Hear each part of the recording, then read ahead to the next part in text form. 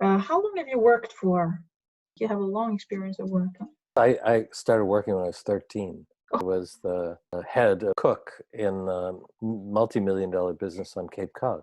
It's called Baxter's. It's still there. It's a famous place. The Kennedys used to pull up on their boat and tie up. And I went to university, but I always worked until I was very young.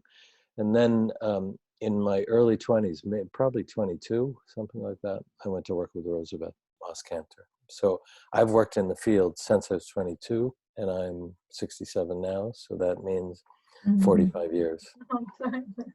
And the big shift came in the work and in the practice in about 1990. That was a movement into more directly into systems work. I partnered with Meg Wheatley, and Meg and I both worked for Rosabeth for. Oh, okay. That's how. So we worked together for 30 years. Oh, yeah? Yeah. Wow. I've been rereading here. Yes. And it's like, it's so amazing. It's way ahead of its time. Yes, it is. So my Zen community has been online during this period, in New York. So Sunday service is a 3-hour deal where you have liturgy and then about an hour of meditation, and then there's a talk by the teacher, Shugen, who's my teacher. And Shugen called me. He's truly amazing guy, but he called me. He wants to rethink how they're handling the community in there, and so he's engaged me in this conversation, which I'm really stunned by that he'd asked me. But then he gives this 1-hour talk on Sunday, and in the middle of it, quotes me at length in a simpler way. When did you start being interested in Zen? 30 years ago, thereabouts. So, I don't believe in God, but I'm a very spiritual person, or I have that leaning at least. And I, from the time I was very young, how I actually got into it was the car accident that I'm now. I was in enormous pain for a very long period of time, and I was on incredible amounts of drugs. I needed to get off the drugs. I did it through meditation. I taught myself to meditate, and then started really exploring it more. And it was essentially pain management that got me into formal meditation. And then the relationship between Buddhist philosophy and systems it's almost like a marriage. And in some ways, I believe that Buddhist philosophy is a better systems theory than systems theory. There are things missing in both of them. Buddhism doesn't handle directly well collectives. I mean, it talks about liberation of humanity from delusion, but it does it through the individual, right? So that's a little weak on that. When I met the Dalai Lama, I asked him that. I said, how do you think about collective? How does the world wake up? He says, one person at a time. I don't believe that. So I don't believe that's good systems theory. You know this from the engagement work that you do, that you need a core group of people who wake up, and that magnetizes everything. The culture moves, society moves without all its members needing to move at the same pace or at the same. In your work, what are you trying to achieve? Well, it's changed over the years. Right? The obnoxious answer to that is the liberation of people, right?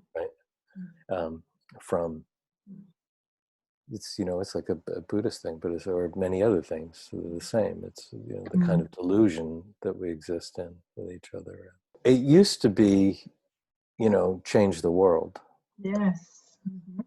But I've been wizened over the years. I think I know I've said this to you, or maybe in a group we're in or something, but everything I've ever done no longer exists, right? The endless change, the sea of just ongoing change, everything is impermanent. Nothing persists through time and space. And these corporations that we work for, these organizations that we work for the most part, except for some of the social organizations, and even those are suspect. But for the most part, these corporations that we exist with, that we play with, are artificial boundaries that are not systemic, right? Because the boundaries are not drawn around a system, and that they will, not persist through time and space. So what it is you get to do and how you get to do it is dependent on the hierarchy of leadership and who's sitting in what seat, right? Yeah. And they change all the time. I mean, my one of my best friends in the world is a guy who was a client in 3 of the high-tech majors, and he sat in the seat next to the seat, essentially, next to the top. And in every place we went, we just did phenomenal work. I mean, and people loved it, and it dramatically changed everything from how people were together in the work to the actual results that they got. And in every one of those things, at some point, Rich was fired, right? Because the new chairman came in and didn't like the style. So those, that impermanence, that thing shifting, you can't hold on to wherever you're getting in an organization as an end state is not the end state. It's going to become something else. It's going to fall apart. It's going to go away. Somebody's going to get fired. There'll be some transitional thing. One of the things that COVID illustrated was we have to work, all the things we've been saying for years and years and years about collaboration, about working across boundaries, about online stuff, all those things. They happened immediately. They happened overnight. Yeah. We've been talking about virtual diagnostics, with general practitioners. Talking about that for years and years and years. And before COVID, 1% of consultations were done virtually.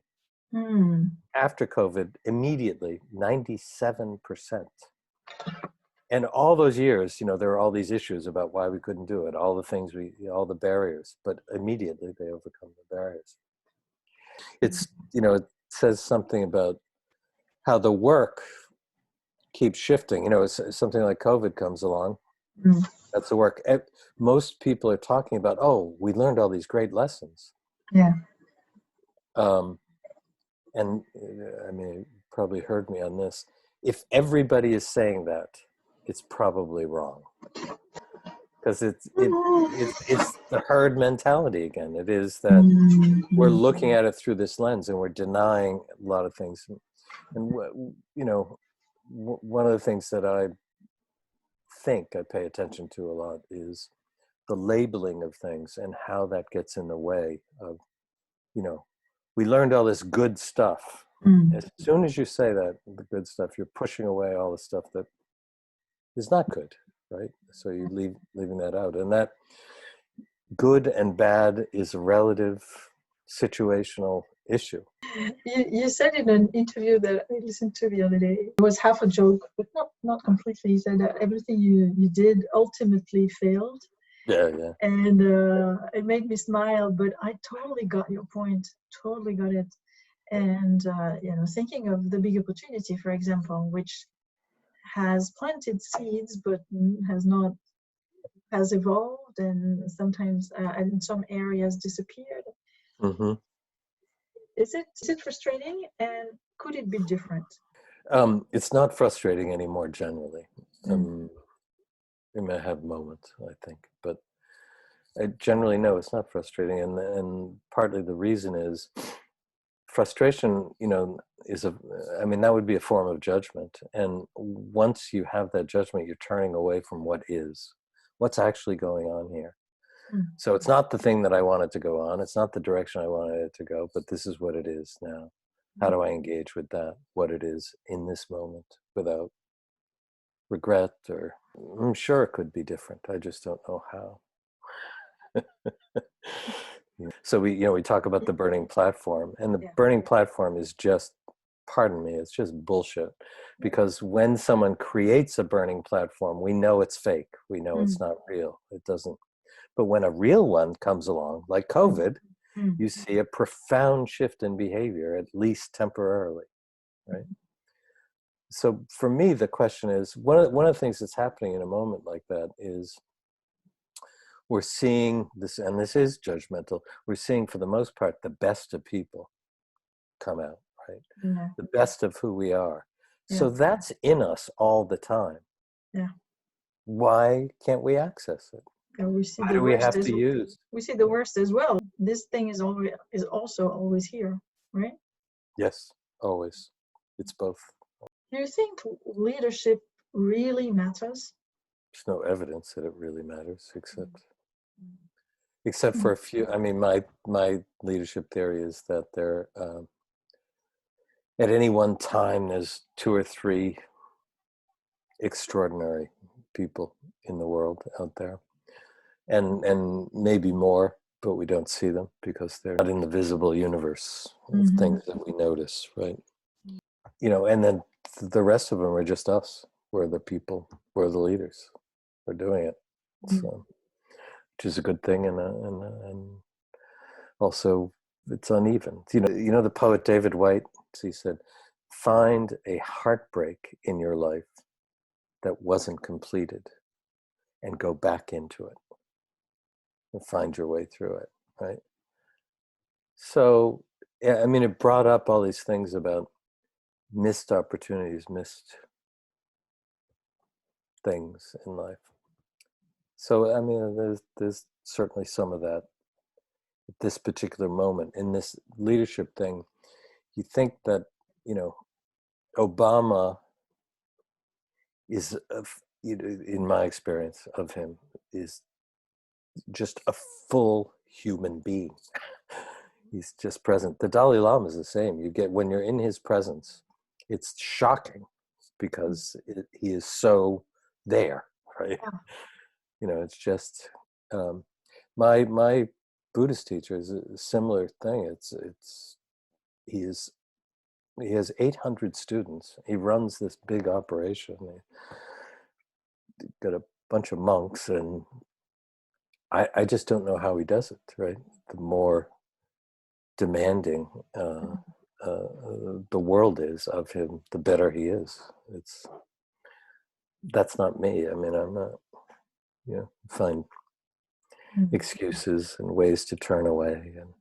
And You remember the time you came in to, I mean, we got connected. What did you think at that time? Did you anticipate success, failure, none of that? Did you not think about the future and just thought the conversation was interesting? It went through different things. I mean, certainly that first conversation was exciting, motivating, energetic, and yeah, I mean, the entry thing is always like that, right? Usually it's like that. There's a lot of energy, and then you start getting into the details of it. And I had, different experiences at different times. I was remembering the first time John and I came, we did a day with the quality staff, right? Remember that? Yes, I remember that very well. Yeah. Yeah. I had suspicions then. I mean, it wasn't a group that was really connected well to itself. There were power plays, there were different views, there were things like that going on. So that was questionable. But then, later on, we did a day with the Swiftwater group, and that was exciting because they were so turned on by this, right? And they were, obviously not high-powered leaders. Yeah, I feel I have a much better, richer connection around what's possible, around opportunities and change with people lower in the hierarchy than with people higher. Yes. Do you have the same experience? And why is that? Yeah, sure. Yeah? So well, I mean, I usually have if in organizations I'm working in, I usually have a sponsor or two at the senior level, right? Yeah. That that is running cover, and sometimes, you know, really right on board with the ideas, sometimes not, sometimes learning, finding their way through. You know, people want to be able to create their own lives, right? And that's what we bring, right? And so the people in the organization who are most have this, you know, the smallest amount of agency, the smallest amount of power, and we're suddenly opening the floodgates for that, all that stifled creativity and commitment and desire to come forth. And you know, you go back to the beginnings of OD. I mean, the OD is about group. It's about group life. It's about, you know, the dynamics of group life. And one of the things that happens early on in the OD movement is large scale interventions in which you bring together, you know, tons of people who are the people, and the underlying assumption is that they have the knowledge, experience, wisdom to do what needs to be done, and that they know it better than the senior leaders, and the senior leaders are there to create the environment that can thrive and persist. So the people higher up already have agency and don't feel the need to be emancipated, to be liberated. Right. Is that so? And often don't respect what's possible from the people they lead. I mean, in the worst case of leadership. Yeah. But, you know, I mean, there are lots of examples, and also things that have got, you know, GE used to be held up as the example, and Jack Welch and I, in the very, very early stages of Workout, which was the Welsh program at GE, I was involved in that because Rosabeth was a sponsor, and I had very minor involvement, but I was around people who were really engaged in it. And that was, you know, a large group intervention over a long period of time. Welch was incredibly demanding and fully engaging of his people, right? He really did both of those. And then he shifted at the end of the thing, he shifted to the quality movement, to Six Sigma. And then it all went bad. Right. And that, you know, when Welch left, and then GE starts falling apart because, you know, they're blaming the new leader, but it was actually set in motion by Welch beforehand. But, you know, and there's another side to this story. I mean, if you're a senior leader in an organization where people have not been engaged, then to try to engage them, or people have been through lots of change initiatives and whatnot in an organization, and you're the leader and you're trying to lead a new one, you have all this baggage that you didn't create that's sitting in the organization, and affects the behavior and affects the ways in which people organize and do their work. Yeah. I remember what you said about the corporate culture. That is a phenomenon that becomes independent of people making this organization. That was really interesting. I had never thought about that. Can you see it happening now? The COVID thing, it's right there, right in front of you. So the issue is, you know, the people are saying, oh, we can't go back. It's a new normal. We have to find this new way of working together, one another. I guarantee you that will just call forth the powers to maintain the system as it is. The old hierarchy, the old leadership, you know, the old way of doing things. The interpersonal dynamics that exists throughout the system, that dynamic of, you know, of one powerful group and one weak group will continue to play out. And they think they can solve it with money, but they can't. You know, money is helpful, but it's a behavioral thing. So fundamental integrity about who we are. Organizations with multiple personality disorder confuse us with their incoherence. The only antidote to that is integrity, coherence. It creates a capacity to create organizations that are both free and effective, and that's something they haven't understood, right? No, and you know, for me, the identity thing is, it's the place, right, that the work happens. And that you know, I mean, these questions you're asking are interesting for me to reflect on them, because, you know, most of us don't know who we are. Mm-hmm. Right? Mm-hmm. And then you scale that up to an organizational setting. Are we clear together about what it is we're trying to be in the world, or do in the world, what our contribution is? It's all about meaning and purpose and identity. And anyway. Yeah. You would imagine that in companies like Sanofi, for example, it would, like, it's so clear, you know, we've been, communication has been at work for decades, and Right. like it seems very, very clear. We're in to protect life, to, you know, prevent diseases from happening. I mean, this is crystal clear. What can be unclear in that? So, but on the ground in the organization, when there's a hierarchy and there's power, and the power directs you in a different way than that, or something that's incongruous with you know, the integrity of this thing. So, you know, it is, as we said in a simpler way, it's this multiple personality disorder in most organizations, in which we say one thing, we act another, and it's not even in that. It's we say one thing and we act that, but we also act some other stuff as well. And I'm gonna let you go because you're thank busy. you. But it was awesome. It was great chatting with you, Myron, as always.